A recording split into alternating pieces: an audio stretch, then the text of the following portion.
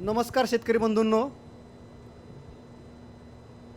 आज आपण ॲग्रोव्हिजनचं हे 15वं वर्ष साजरं करत असताना आजचा जो विषय आहे त्याचं 5वं पुष्प गुंफण्याचं काम माझ्याकडे आलेलं आहे. डॉक्टर पंजाबराव देशमुख कृषी विद्यापीठ अकोला आणि कृषी संशोधन केंद्र बुलढाण्याच्या वतीने उपस्थित शेतकरी बंधूंचं मी सहर्ष स्वागत करतो. हा जो फोटो तुम्हाला दिसतोय, आत्ताच मॅडमने सांगितलं की हे कृषी संशोधन केंद्राच्या ठिकाणी आम्ही नवीन पीक वाणाची निर्मिती किंवा नवीन पिकाचं संशोधन करत असतो. हा फोटो आमच्या फील्डचा आहे. त्याच्यामध्ये तुम्हाला जर खाली जे दिसतं हिरव्या कलरचं ते सर्व मिलेट्स लावलेले आहेत आणि कोपऱ्यामध्ये दिसते मका. या पिकावरती संशोधन चालू असतं आहे. नेक्स्ट, कृषी क्षेत्रामध्ये काम करत असताना आपल्याला भरपूर प्रमाणात कष्ट करावं लागतात ज्यावेळेस निसर्गाशी तुमचं देणं घेणं असतं. आणि ह्याच आपल्या सांस्कृतिक सुभाषिताप्रमाणे म्हटलेलं आहे की उद्दिष्टम जागृतम प्राप्त्य वराम न बोधितम, म्हणजे आपलं उद्दिष्ट साध्य झाल्याशिवाय आपण चैन बसत नाही. कृषी मूलही जीवनम किंवा न समृद्धी कृषी विना, अशा पद्धतीनं हे असतं. हे जे लघु पौष्टिक तृणधान्य आपण बघितलं की मागच्या वर्षी जे पौष्टिक तृणधान्य वर्ष साजरं केलं गेलं, याच्यामध्ये फॉक्सटेल मिलेट ज्याला आपण राळा म्हणतो, फिंगर मिलेट ज्याला आपण नाचणी म्हणतो, वरई ज्याला लिटल मिलेट म्हणतो, कोदो म्हणतो, वरई म्हणतो आणि प्रोसोसावा, हे सगळे पिकं आहेत. याचा उद्देश एकच की आपल्याला बरेचसे पिकं आपण पाहिलेले नसतात, फक्त ऐकलेले असतात, म्हणून ह्या ठिकाणी याचा आपण फोटो दिलेले आहेत. आपल्याला ह्या मिलेटची गरज का लागली आहे?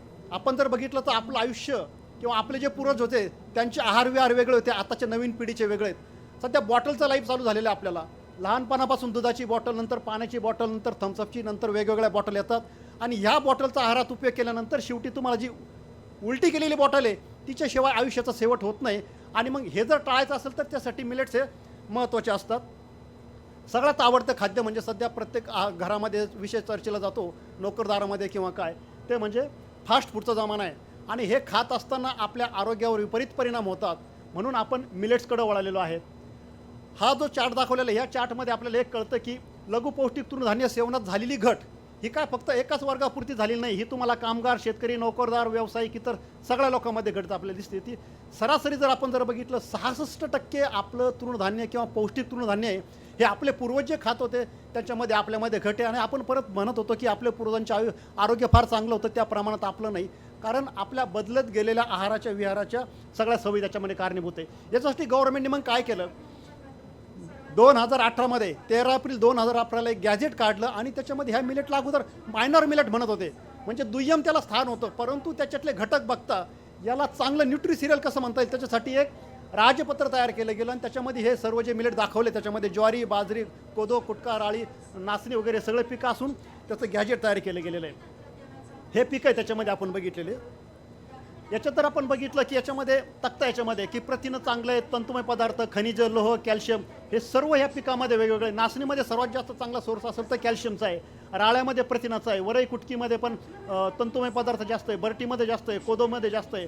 परंतु भात आणि गव्हामध्ये बघितलं की जे आपले पारंपरिक खाद्यपदार्थ नव्हते ते आता प्रत्येक घरात सकाळ दुपार संध्याकाळपर्यंत खायला गेलेले आहेत आणि त्याच्यामुळं आपलं आरोग्य हे बिघडत चाललेलं आहे.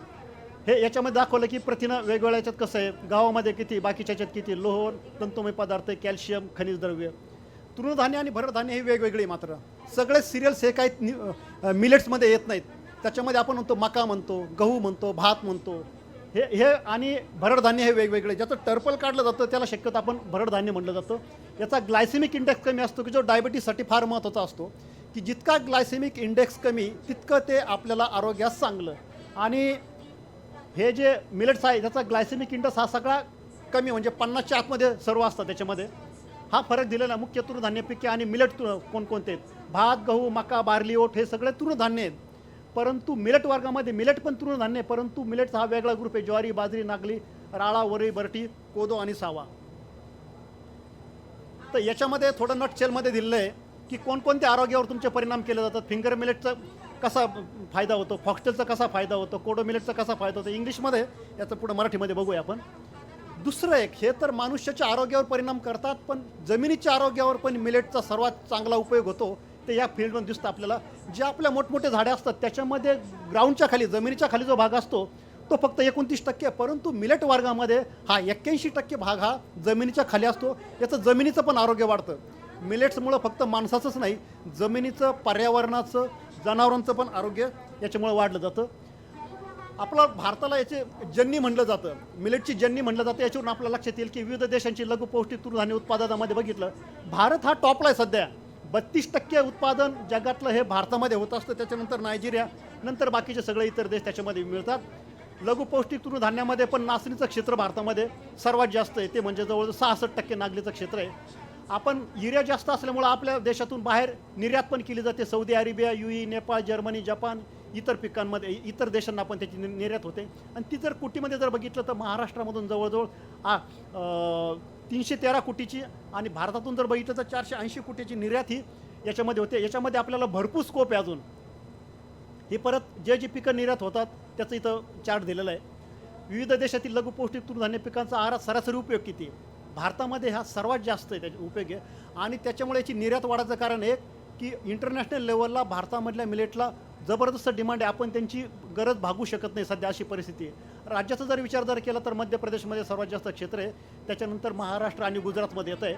याच्या समस्या पण आपल्या वेगवेगळ्या समस्या पण याच्यामध्ये आहेत. का कमी? तर याचं सगळ्यात महत्त्वाचं असतं की नवीन वाण आपल्याला उपलब्ध नाही आहे त्याच्यामध्ये.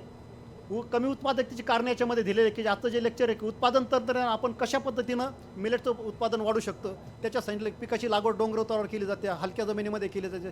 सेंद्रिय किंवा रासायनिक खतांचा अत्यल्प वापर, सुधारित पीक व्यवस्थापनाचा अभाव, शेतकऱ्यांची आर्थिक परिस्थिती आणि शेतकऱ्याच्या मालाला कमी भाव. कारण उठाव नसल्यामुळं मालाला भाव कमी, पण ज्यावेळेस याचं प्रोसेसिंग होईल, लोकांच्या डाएटमध्ये जाईल, त्यावेळेस याची गरजही भागली जाईल. पहिलं जे पीक आहे ते म्हणजे राळा. आपण बऱ्याच जणांनी बघितलं असेल की याला भादली पण म्हणलं जातं.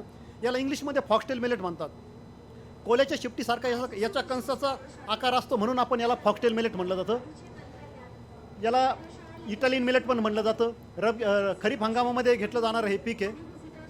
भारतामध्ये याचं क्षेत्र 0.87 लाख हेक्टरमध्ये आहे. उत्पादन 0.66 लाख टन आहे. उत्पादकता ही 762 किलो म्हणजे 7 क्विंटल प्रति हेक्टर आहे. परंतु आम्ही ज्या पिकावर संशोधन करतोय तो नवीन जो वाण काढलेला आहे त्याची जवळजवळ 20 क्विंटलपर्यंत उत्पादन क्षमता आहे.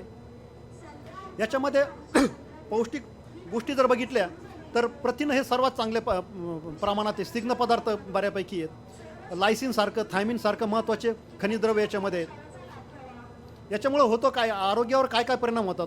हे फॉक्सटेल मिलेट हे की पृथ्वीभूतलावरचं सर्वात जुनं तृणधान्याला म्हटलं जातं. रक्तातली शुगर कमी करतं आहे, कोलेस्ट्रॉल कमी करतं आहे, कॉन्स्टिपेशनचे जे प्रॉब्लेम आहे, बद्धकोष्ठतेचे ते याने कमी होतं आहे.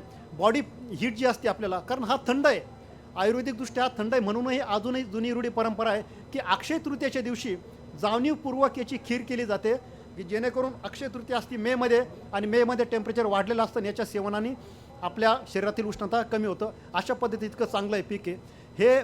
फक्त जरी उष्ण आणि समशीतोष्ण प्रदेशात घेतलं जातं तरी पण आमच्या संशोधन केंद्रावरती जे प्रयोग चालू आहेत त्याच्यामध्ये खरीपमध्ये, रब्बीमध्ये पण हे पिकं चांगल्या पद्धतीने, आता जमीन चांगली, याच्या निचरा होणारी जमीन असावी याच्यामध्ये. हा जो नवीन जो वाण काढलेला आहे त्याचं नाव आहे PDK यशस्वी. फक्त 80 ते 85 दिवसामध्ये तयार होणारा हा वाण आहे. खरीप आणि रब्बी हंगामामध्ये येतो, उन्हाळ्यात पण हा वाण येतो. बियाण्याचं प्रमाण अत्यंत कमी लागतं याला. 6 ते 7 किलोमध्ये याचं हेक्टरी आपल्याला बियाणं लागतं. उत्पादकता बघा, मगाशी आपण सरासरी उत्पादकता बघितली ती 7 क्विंटल होती, परंतु हा जो वाण काढलेला राज्यामधला पहिला वाण आहे याची 20 ते 25 क्विंटल प्रति हेक्टर उत्पादकता आहे. कीड रोग जवळपास नाहीच. ह्या पिकाचं आणखीन एक वैशिष्ट्य, आपल्याला कोणत्याही प्रकारची याच्यावरती रासायनिक कीटकनाशकाची फवारणी करण्याची गरज नाही, कारण याच्यावरती कोणताही कीड आणि रोग येत नाही. आणि ज्या पिकावर कोणताही कीड आणि रोग येत नाही त्या पिकाचं जर आपण सेवन जर केलं तर ते पीकसुद्धा आपल्या मनुष्याला कुठलाही कीड आणि रोग येऊन देत नाही. याचा अर्थ असा की याचा जर आपल्या आहारात उपयोग राहिला तर आपलं आरोग्य ही चांगलं ठणठणीत राहतं. आपल्याला कुठली गोळी मेडिकलची घ्यायची गरज नाही किंवा ॲलोपॅथीची घ्यायची गरज नाही. जनावरांसाठी उपयुक्त चारा पण आहे. या पिकाचं दुसरं एक वैशिष्ट्य असं आहे, हे एकमेव पीक असं आहे की हे पीक झाडाच्या सावलीखाली सुद्धा येऊ शकतं. इतर कुठलंही पीक झाडाच्या सावलीखाली येत नाही. हा PDK यशस्वी वाणाचा अकोला कृषी विद्यापीठामध्ये आम्ही जवळजवळ 5 एकरावरती मोठा प्रयोग याच्यावर घेतला होता आणि तिथे आम्हाला हेक्टरी 20 क्विंटलच्या पुढेही उत्पादकता आलेली. फक्त प्रयोगामध्ये नाही तर मोठ्या प्रक्षेत्रावरती पण याची उत्पादकता तेवढी आलेली आहे. याचे कणीस अतिशय लांब असते. उत्पादकता जास्त काय, कणीस लांब असते याचं, त्याच्यामुळे दाण्याची संख्या भरपूर भेटते आणि आपल्याला उत्पादन भरपूर भेटतं. आता मगाशी आपण बघितलं की उन्हाळ्यामध्ये पण हा वाण येतो. बुलढाण्याला जे गुळभेली म्हणून गाव आहे तिथं मागच्या वर्षी शेतकऱ्याकडे आपण हा वाण पेरला होता. 24 डिसेंबरला पेरणी केली होती, म्हणजे पुढच्या महिन्यात जवळजवळ डिसेंबर एंडला. तरीही हा जो फोटो आहे हा तुम्ही जर बघितला तर मार्चमधला फोटो आहे. जमिनीला भेगा पडलेल्या आहेत, परंतु पीक हिरवंगार आहे, म्हणजे कमी पाण्यामध्ये हे मिलेट तग धरू शकतात, हा त्याचाच अर्थ आहे. ह्या शेतकऱ्याने कुठल्याही प्रकारची त्याच्यावरती रासायनिक कीटकनाशकाची फवारणी केली नाही आणि त्याला जे उत्पादन भेटलेलं आहे, सरासरी शेतकऱ्याला 7 ते 8 क्विंटलपर्यंत एकरी उत्पादन भेटलेलं आहे. उन्हाळ्यामध्ये हे जर त्यांनी रब्बीमध्ये किंवा पावसाळ्यात जर केलं असतं तर उत्पादन निश्चितपणे जास्त आलेलं असतं. सांगायचं मुद्दा एकच आहे, तिन्ही हंगामामध्ये येतं, कधीही तुम्हाला रासायनिक फवारणीची गरज पडत नाही. पिकावरती रासायनिक फवारणी नाही का, ते जर आपण जर खाल्लं तर आपल्याला पण विषमुक्त अन्न आपण हे खाऊ शकतो. ह्याच वाहनाचं ज्यावेळेस आम्ही प्रात्यक्षिक माननीय महामहिम राज्यपाल महोदयांना दाखवलं होतं, तर त्यांनी पण याच्यामध्ये फार उत्सुकतेने याची चौकशी केली आणि त्यांनी त्यांच्या ऑफिशियल वेबसाईटवरती ह्या राळा पिकाची वाहनाची माहिती त्यावेळेस दिलेली होती. ह्या ठिकाणी सगळे फोटो आहेत, फील्डमधला फोटो आहे, याचे दाणे कसे दिसतात, त्याचे कणीस कसं दिसतं, याचा फील्डमधला स्टँड कसा आहे, हे सगळं ह्या फोटोमध्ये आपल्याला दिसतंय. याची लागवड करत असताना पेरणी पद्धतीने आपण याची पेरणी करू शकतो टिपणीच्या साहाय्याने. फक्त एकच आहे, बियाणं जमिनीमध्ये फक्त खोल जाऊन द्यायचं नाही. 2.5 ते 3 सेंटीमीटरपेक्षा खोल जर बियाणं गेलं नाही तर तुम्ही ह्या पिकामध्ये सक्सेसफुल झाला. हे पीक जरी आपल्यासाठी नवीन असलं तरी पण हे पीक इथल्या भूमीसाठी, इथल्या जमिनीसाठी फार जुनं आहे, कारण पौराणिक काळापासून या पिकाची लागवड केली जाते. पुराणामध्ये पण या पिकाचा उल्लेख आलेला आहे. ज्यावेळेस वराहस्वामीचा आपण अवतार बघितला होता की ते वराहस्वामींनी 15 दिवस राक्षसांचं युद्ध केलं होतं आणि त्यांच्यातून ते जिंकल्यानंतर त्यांचे जे शिष्यगण म्हणले की महाराज की तुम्हाला आता काय खायला देऊ, तर ते म्हणे माझं आता थोडं लंग्स थोडं थकल्यासारखं झालं आहे, मला प्रियांगू द्या म्हणे. संस्कृतमध्ये याला प्रियांगू म्हणतात. आणि त्याचा सांगण्याचा उद्देश असा की या पिकाला पौराणिक अर्थ आहे, तेव्हापासूनचं हे पीक आहे. याची पेरणी पण आपण 25 ते 30 सेंटीमीटर अंतरावरती करू शकतो. 2 रोपातलं किंवा 2 झाडामधलं अंतर 10 सेंटीमीटर. आता शेतकरी म्हणते ना असं करायचं कसं, त्याच्यामध्ये साधा सोपा उपाय आहे की जितकं काही बियाणं आहे त्याच्या 4-5 पट आपण त्याच्यामध्ये गांडूळ खत मिक्स करा किंवा एखादं खत मिक्स करा आणि त्याची पेरणी करा, जेणेकरून पीक हे दाट होणार नाही. याच्यामध्ये काळजी एकच घ्यायची, कारण इतके लहान दाणे आपल्याला पेरायची अजून सवय नाही आहे. आपण सोयाबीन पेरतोय, बाकीचे तूर पेरतोय, भुईमुग पेरतोय, परंतु याचं दाण्याची साईज लहान असल्यामुळे शेतकऱ्यांकडून तिथं फक्त थोडी चूक होण्याची शक्यता असते. आणि ती चूक जर आपल्याला कमी करायची असेल तर त्या ठिकाणी आपल्याला त्याच्यामध्ये वाळू म्हणा किंवा खत म्हणा, गांडूळ खत मिक्स करून जर पेरलं, जेवढं बियाणं असेल त्याचे 4-5 पट, तर फार चांगल्या पद्धतीने याची पेरणी होत असते. निश्चितपणे रासायनिक खतासोबत कुजलेल्या शेणखताचा वापर करणं हे गरजेचं आहे. आत्तापर्यंत पहिले आपले पूर्वज शेतीमध्ये रासायनिक खत टाकत होते, परंतु आता त्याच्यासोबत शेणखत पण टाकत होते, पण आता शेणखत न टाकता फक्त रासायनिक खत टाकलं जातं. परंतु जमिनीचा जर आरोग्य चांगलं ठेवायचं असेल तर तुम्हाला रासायनिक खतासोबत कुजलेलं शेणखत पण टाकणं गरजेचं आहे. रासायनिक खत याला किती टाकायचं आहे, 40-20-20 जे खत आहे आपलं किंवा 20-20 जे खत असतं ते पेरणीच्या वेळेस तुम्ही अर्धी किंवा 1 बॅग टाकायची आणि 1 महिन्यानंतर परत आपल्याला अर्धी बॅग युरियाची द्यायची. फक्त बास, याला खत पण जास्त लागत नाही. आणि तुम्ही खत जरी नाही टाकलं, तुमच्या जमिनीमध्ये जर सेंद्रिय जर कर्ब जर बऱ्यापैकी असेल तरी पण हे पीक बऱ्यापैकी उत्पादन देतं. याला फार जास्त खताची आवश्यकता पण या पिकाला नाही आहे. कमी पाण्यात, कमी रासायनिक खतामध्ये पण हे पीक व्यवस्थित येऊ शकतं. हे पीक खरीप हंगामामध्ये घेतलं जातं, त्यामुळे ओलिताची शक्यतो गरज पडत नाही. पण जर पावसाचा फार मोठा खंड जर पडला 25 ते 15 दिवसाच्या पेक्षा, तर आपल्याला एखादं प्रोटेक्टिव्ह इरिगेशन किंवा संरक्षित ओलीत आपल्याला करणं हे गरजेचं असतं. त्याच्यामध्ये आंतरमशागतमध्ये याच्यामध्ये कुठल्याही प्रकारचे तणनाशक सध्या मार्केटमध्ये उपलब्ध नाही, तर आपण कोळप्याच्या साहाय्यानं त्याच्यामध्ये डवरणी करू शकतो. याची गरजच नाही आहे सध्या, फक्त हे एक प्रोटोकॉल म्हणून आम्ही या ठिकाणी आपण दाखवतो की पेरणीपूर्व प्रोटोरॉन हे जे तणनाशक आहे ते मारण्याची गरज नाही आपल्याला. सोडियम क्षार पण आपण याच्यावरती पेरणीनंतर मारू शकतो की पुढं आपल्याला निंदन वाचतं आहे आपल्याला किंवा निंदनाचा खर्च वाचतो. आंतरपीक फार महत्त्वाचं आहे. या पिकाचं तुम्हाला एक वैशिष्ट्य सांगितलं की हे पीक एकमेव झाडाच्या सावलीखाली येणार आहे, त्याच्यामुळं तुम्ही कोणत्याही पिकामध्ये याचं आंतरपीक घेऊ शकता. इव्हन ज्यांच्याकडं फळपिकं आहेत, संत्रा असेल, मोसंबी असेल, आंबा असेल, या मोठ्या झाडाच्या खाली दुसरं कुठलंही पीक येत नाही. फक्त जे पीक येऊ शकतं ते म्हणजे राळा पीक याच्यामध्ये येऊ शकतं आहे. याची तुम्ही भुईमुगासोबत आंतरपीक करू शकताय, तुरीसोबत आंतरपीक करू शकताय. तर अशा पद्धतीने हे मिरॅकल मिलेट्स आपण याला म्हटलं जातं. एक चमत्कारिक असं आहे पीक आहे शेतकऱ्यांसाठी पण आणि आपल्याला खाण्यासाठी पण. पीक संरक्षण फक्त दिलेलं आहे, मारण्याची गरज पडत नाही. आम्ही 2018 पासून कृषी संशोधन केंद्र बुलढाणा इथे संशोधन करतो आहे. आम्हाला कधीही याच्यावरती फवारणीची गरज पडली नाही किंवा आम्ही फवारणी केलेली पण नाही आहे. काढणी आणि मळणी कशी करायची, कमी कालावधीत तयार होणारं पीक आहे. 80 ते 100 दिवसामध्ये. परंतु आपण जो राळाचा जो वाण बघितला PDQ यशस्वी, हा 85 ते 80 दिवसामध्ये तयार होणारा वाण आहे. याला कुठल्याही प्रकारची फवारणीची गरज लागत नाही. पिकाची कणसं काढून पण तुम्ही मळणी करू शकता. पीक कापून गव्हासारखं आपण मळणी यंत्रामध्ये पण त्याचा वापर करू शकता. काढलेले कणस मोगरीने बडून पण करू शकतो. आणि ज्यांच्याकडं हे रन करायचं आहे, हे बघा त्याची मळणी चालू आहे सध्या. आपण गव्हाचं जसं करतो त्याच पद्धतीने पूर्णपणे पेंडे आतमध्ये न टाकता फक्त कणसाकडचा जो भाग आहे तो मशीनमध्ये घालायचा आहे. याचा आपला खर्च पण कमी होतो. हाताने जोडण्यापेक्षा प्रत्येकाकडे हे मशीन असतंच. मस्तपैकी खाली बिगर काडी कचरा असलेलं मस्तपैकी धामण्याला आपल्याला राळ्याचे दाणे तिथं सहज उपलब्ध झालेले आहेत. अशा पद्धतीने आपण याची मळणी करू शकतो. आणि राहिलेला कडब्याचा उपयोग जनावरांच्या चाऱ्यासाठी पण केला जातो. ही जी दाखवलेली मशीन आहे मळणी, ही फक्त कडब्यासह आपण मळणी केलेली आहे. हा जो व्हिडिओ हा आमच्या अकोला कृषी विद्यापीठामध्येच आम्ही ज्या ठिकाणी 5 एकरवर राळा पेरला होता त्या ठिकाणचा हा व्हिडिओ आहे. अशाच पद्धतीची मळणी आपण कणसाची पण करू शकतो. एकदम काढण्यास सोपं, खर्च कमी होतो, श्रम बसल्या आपल्या हे होतात, वेळ पण आपला वाचतो त्या ठिकाणी. असं सुंदरपैकी मोकळे दाणे त्याचे तयार झालेले आहेत.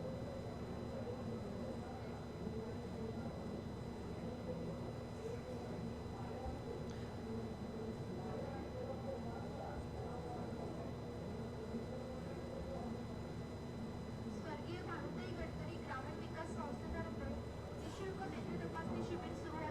याची सर्वांनी नोंद घ्यावी. हा पण आहे, फक्त कणसाची मळणी याच्यामध्ये दाखवलेली आहे.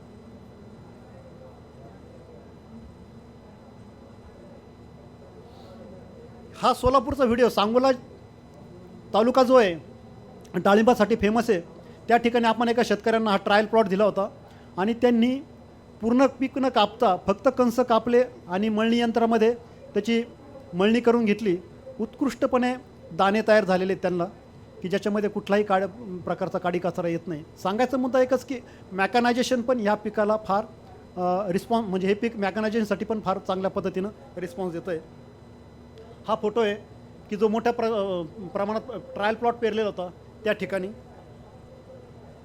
धान्य उत्पादन 15 ते 18 क्विंटल सरासरी येतं आहे. कडब्याचं उत्पादन आपल्याला 20 ते 40 क्विंटल पर्यंत येतं आहे.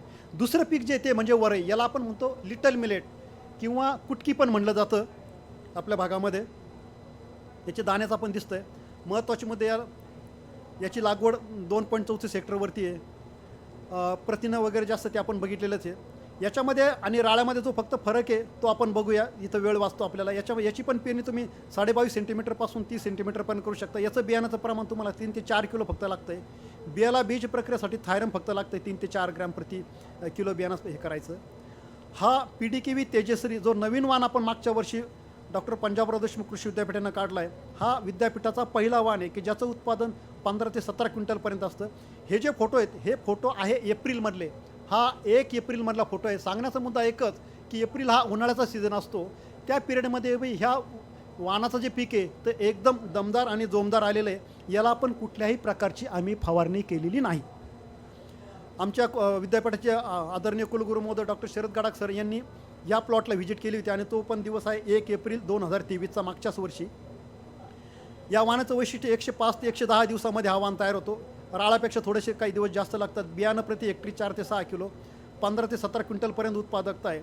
चाऱ्याचं उत्पादन फार चांगलं आहे. 65 ते 70 क्विंटलपर्यंत चाराची उपलब्धता लागते. याला पण रासायनिक खत पेरण्यासाठी आपल्याला लागतं की 20-20 झिरो पेरायच्या वेळेस आणि त्याच्यानंतर 1 महिन्यानंतर उरलेलं जे युरिया ती द्यावं लागते. पीक संरक्षणाची गरज नाही, पण जर यदि कदाचित जर वातावरण बिघडलं तर आपल्याला पीक संरक्षणासाठी याच्यावर येणारा जो रोग आहे कानी रोग, परंतु ही जी व्हरायटी काढलेली ही व्हरायटी ह्या कानी रोगासाठी प्रतिकारक्षम असलेली व्हरायटी आहे.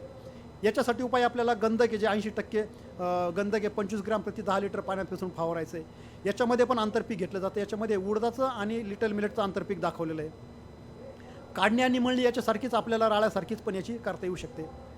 उत्पादन 12 ते 14 क्विंटलपर्यंत जातं. सुधारित वाण जर वापरलं तर तुम्हाला 3-4 क्विंटलपर्यंत उत्पादन वाढू शकतं. हा आहे शेतकऱ्याचं याच्यावरती. कळवणमधले शेतकरी गोपीपाडा आदिवासी भाग आहे, त्यांनी उतारावरती हे पीक पिलं होतं आणि इतकं सुंदर पीक त्या शेतकऱ्याला आलं होतं. त्यांच्या जे लोकल वाण आहे त्याच्यापेक्षा यांना जवळजवळ 25 ते 30 क्विंटल उत्पादन जास्त निघालं. हे जे आपले सुखराम धुरे म्हणून धारणी एरियामधले शेतकरी, आदिवासी शेतकरी, त्यांनी पण हा नोव्हेंबरमध्ये याची पेरणी केली होती आणि उन्हाळ्यामधलं या पिकाचे फोटोग्राफ्स आहेत. त्याच्यानंतर तिसरं पीक आहे नाचणी, त्याला नागली किंवा रागी म्हटलं जातं, की त्या पिकाचं संशोधन आमचं चालू आहे. त्याची पूर्वप्रसारित हा वाण झालेला आहे. 100 दिवसाच्या आतमध्ये तयार होणारा वाण आहे हा. याला नागली म्हटलं जातं, नाचणी म्हटलं जातं. याच्यामध्ये आपण बघितलं कॅल्शियम जास्त आहे, आयर्न असल्यामुळं प्रेग्नंट लेडीज किंवा लॅक्टेटिंग वुमन आहे त्यांच्यासाठी चांगलं आहे. ॲमिनो ॲसिड भरपूर असल्यामुळे अँटीऑक्सिडंट म्हणून काम करतं. आहारातील महत्त्व आपण मगाशी बघितलेलंच याच्यामध्ये. याच्या पण निचरा होणारी जमीन असणं गरजेचं आहे. याच्यामध्ये पूर्व मशागत करून घ्यायची. पेरणीची वेळी जून जुलैमध्ये चालतं किंवा उन्हाळ्यामध्ये पण नागली केली जाते. गादी वाफेवर याची पेरणी, ज्या भागात जास्त पाऊस आहे तिथं गादी वाफेवर पेरणी करायची, अगोदर रोपं तयार करायचे. बाकीच्या ठिकाणी डायरेक्ट बियाणाची आपण पेरणी करू शकतो. हा पूर्वप्रसारित जो नागलेवान आहे त्याचं या ठिकाणी फोटो दाखवलेले आणि माहिती दिलेली आहे. 23 क्विंटल प्रति हेक्टर याचं उत्पादन भेटलेलं आहे. कमी कालावधीमध्ये म्हणजे 105 ते 100 दिवसामध्ये हा वाण तयार होत असतो. प्रमुख ज्या कीड आणि रोगास सहनशील आहे, पूर्वप्रसारित केलेला वाण आहे. बीज प्रक्रिया करतानाचा फोटो याच्यावरती. रोपवाटिका तयार करायची आणि नंतर आपल्याला याची लागवड करायची, त्याचा फोटो दाखवलेला आहे. ह्या महिला ज्या आहेत आदिवासी भागामधल्या, ट्रान्सप्लांटिंग करतानाचा फोटो बघितलेला आहे. हा उन्हाळीमध्ये नाचणीचा. तुम्ही जर याच्यात जर बघितलं बारकाईनं, 4 एप्रिलचा फोटो आहे हा. इतकी सुंदर नागलीचं पीक त्या ठिकाणी आपल्याला दिसतं आहे एप्रिल महिन्यामध्ये. हेच वाळल्यानंतरचा फोटो या ठिकाणी दिलेला आहे. खत मात्रा याला नागलेलं जे आहे ते वरई आणि राळापेक्षा थोडंसं जास्त खत लागत असतं. ब्रिकेटचा वापर केला जातो. ज्या ज्या ठिकाणी युरियाचं वहन ओढलं जातं, युरियाचे ऱ्हास होतो, त्या ठिकाणी युरिया ब्रिकेटचा वापर पण केला जातो. कशा पद्धतीने करायचं दिलेलं आहे. याची पण आंतरमशागत आपण कोळव्याच्या साहाय्याने वगैरे करू शकतो. आंतरपीक नाचणीमध्ये सोयाबीन, या ठिकाणी ब्लॅक ग्राम दाखवलेलं म्हणजे उडीद त्याला आपण म्हणतो. मटकीसोबत आंतरपीक होतं याचं. तुरीमध्ये फार चांगल्या पद्धतीचं आंतरपीक नाचणीचं झालेलं आहे, की आपल्या भागामध्ये तुरीमध्ये जे सोयाबीन असतं ते निघाल्यानंतर पण रब्बीमध्ये किंवा उन्हाळ्यामध्ये तुम्ही नाचणी पीक घेऊ शकता. काऊपीचं दाखवलेलं आहे. काही जर कीड रोग जर आले तर कार्बनडिझमसारखी फवारणी आपल्याला या पिकावर करता येते. काढणी ज्याची 2 पद्धतीने केली जातं.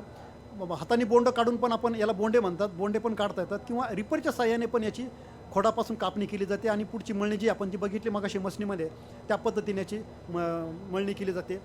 120 ते 135 दिवसाचे जे वाण सध्याचे आहेत त्याला तितके दिवस लागतात, पण आपण जो वाण तयार करतोय त्याला फक्त आपल्याला 100 दिवसामध्ये तो वाण तयार होतोय आणि त्याची धान्य उत्पादन क्षमता 20 ते 25 क्विंटलच्या आसपास. याचे वेगवेगळे प्रॉडक्ट आहेत. माझ्या नंतरचे वक्त त्याच्याबद्दल बोलणारच आहेत. बरं, ती तिसरं महत्त्वाचं पीक आहे त्याला बार्नयार्ड मिलेट म्हणतो, की आपण जी भगर खातो ते भगर आपल्या मेळघाटमध्ये याला सावऱ्या पण म्हटलं जातं. अत्यंत पौष्टिक, सध्या जी आपण उपासाला भगर खातो ती भगर ही याचीच असते, पण दुर्दैव असं आहे ही भगर आपल्याकडं आसाममधून आणावी लागते. आपल्याकडं याचं उत्पादन केलं जात नाही, कारण याचे वाणच उपलब्ध नाही. याच्यावर पण आमचं संशोधन चालू. येणाऱ्या पुढच्या वर्षी पण याचा वाण आम्ही देतो. हाच वाण देणार आम्ही, की जो 75 ते 85 दिवसामध्ये तयार होणारा वाण आहे. याला इंग्लिशमध्ये बर्टी म्हणतात, बार्नयार्ड मिलेट म्हणलं जातं. हिमालयापासून तर आपल्या महाराष्ट्रापर्यंत हा वाण सगळीकडे येऊन जातो. याच्यामध्ये जर बघितलं तर प्रथिनेचं चांगलं आहे, कॅल्शियम चांगलं आहे, लोह चांगलं आहे, फॉस्फरस पण चांगलं आहे. म्हणूनच आपल्या पूर्वजांनी असे जे पौष्टिक वाण आहेत ते भगरच्या स्वरूपामध्ये उपासाला दिलेलं होतं, जेणेकरून तुमच्या आरोग्य क्षमता किंवा डायजेस्टिव्ह सिस्टीम आपली चांगली राहावे. त्याच्यामध्ये फायबर जास्त असल्यामुळं हा आशादायक वाण म्हणून BBM 18 नावाचा वाण आहे, की येणाऱ्या काळामध्ये शेतकऱ्यांना याचं बी उपलब्ध होईल. लागवड पेरणी पद्धतीने टिपणीच्या साहाय्याने केली जाते. 2 ओळीतलं अंतर 30 सेंटीमीटर. राळ्याप्रमाणेच याचं असतं. बियाणं याच्या सगळ्यातपेक्षा याचं बियाणं कमी लागतं. बियाणं फार हलकं याचं, त्याच्यामुळं बियाण्याला कमी लागतं आहे. आंतरपीक हे राजमासोबत पण घेतलं जातं, बाकीच्या पिकासोबत पण घेतलं जातं. काही ठिकाणी ट्रान्सप्लांटिंगने पुनर्लागवड करून पण केलं जातं. अशा पद्धतीनं आपण हे जे काही मिलेट्स आहेत याची जर लागवड जर केली तर आपण लोकांच्यासाठी आरोग्यदायक त्यांच्या आहारामध्ये याचा वापर करू शकतो. हा माझा कॉन्टॅक्ट नंबर आहे. ज्यांना कोणाला काही याच्याबद्दल अधिक माहिती पाहिजे असेल, कधी काही अडचण जर आली, मका पिकासोबत असेल किंवा वेगवेगळे तृणधान्य पिकं आहेत याच्याबद्दल या नंबरवरती कॉल करा. तुमच्या कॉलचं कायम हार्दिक स्वागत राहील. मला ते काही तुम्ही थोडेफार लोक असतानाही पण जे शांतचित्तानं ऐकले आणि संयोजकांनी पण मला इथं जे 2 शब्द बोलण्याची परवानगी दिली त्याबद्दल मी पूर्ण ॲग्रोव्हिजन संयोजकाचे, आयोजकांचे मी आभार व्यक्त करतो आणि इथं थांबतो. नमस्कार.